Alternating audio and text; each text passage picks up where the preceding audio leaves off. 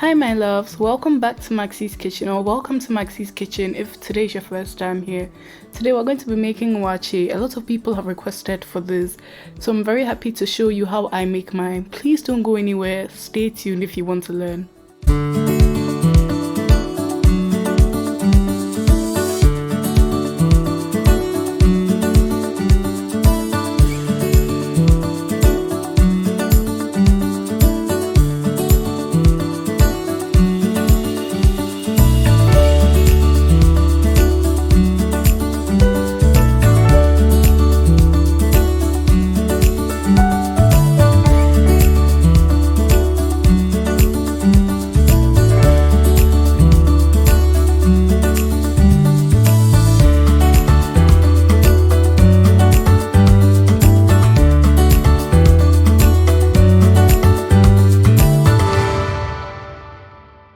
So here's a list of all the ingredients that you would need to make my waakye recipe.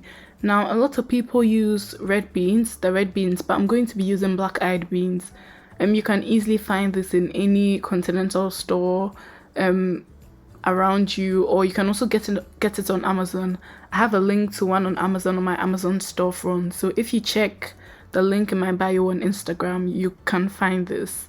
So I washed the beans and I put it in a pot of water with my washed sorghum leaves, and we're going to leave this to boil for a bit. So when the water is hot, you would then add your baking soda.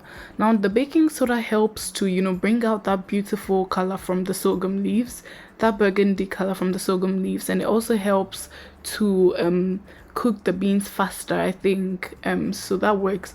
So you want to now cover your beans and then let it cook for about roughly 45 minutes. Okay, it shouldn't be too soft to the point where it starts to melt away or starts to get very, very mushy, but it should be soft enough.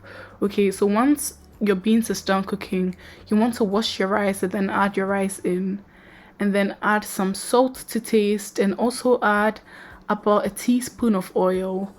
Now I find that this really helps if you really want your rice to not stick together too much, so that's a tip for you guys, but it's optional. Another thing that I would like to talk about is the amount of water you would use. Now you guys realize that I didn't really measure out my water when I started cooking the beans. I just added enough water to cook the beans. Now if you don't add as much as I did, you might have to add some more water as the beans is cooking, because you would check it from time to time. I didn't have to add any more water because I actually used a lot from the start, so just eyeball it, guys. Also after I added the rice and the salt and everything, I'm also adding in some more water, just enough water to make sure that my waakye cooks very, very well.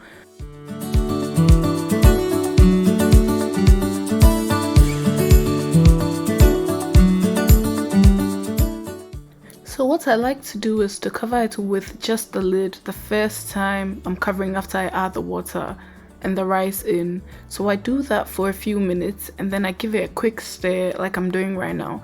At this point you guys can tell that the rice is still very wet. There's still moisture and a bit of water in there.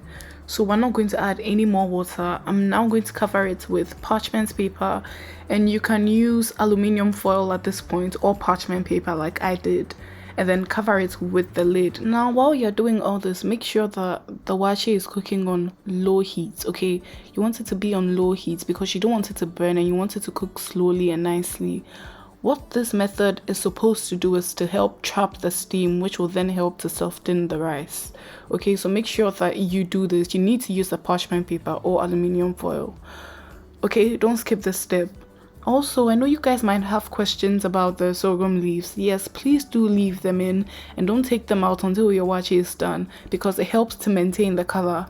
Okay, I've tried it once where I decided to take it out early and I didn't really get the intense color that I wanted. So just to stay safe, keep it in, and once your waakye is done, you can take them out.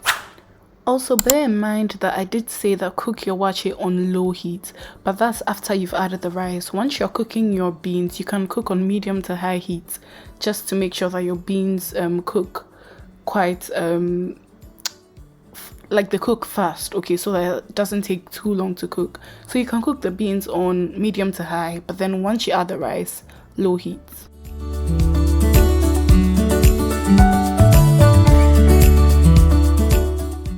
So at this point, my waakye is done. It looks very nice. It was soft. It was just the perfect texture for me. So I served it up on a plate.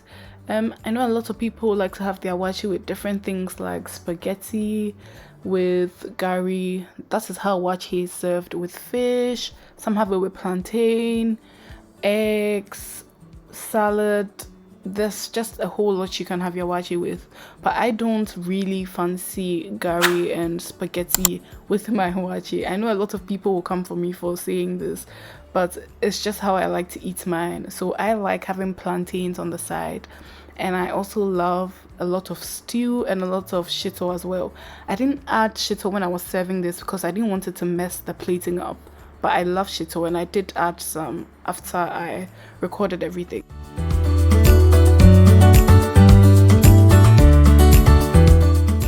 This was my final plating, and I hope you guys enjoyed this video. Don't forget to subscribe, and I'll catch you in my next video. Bye.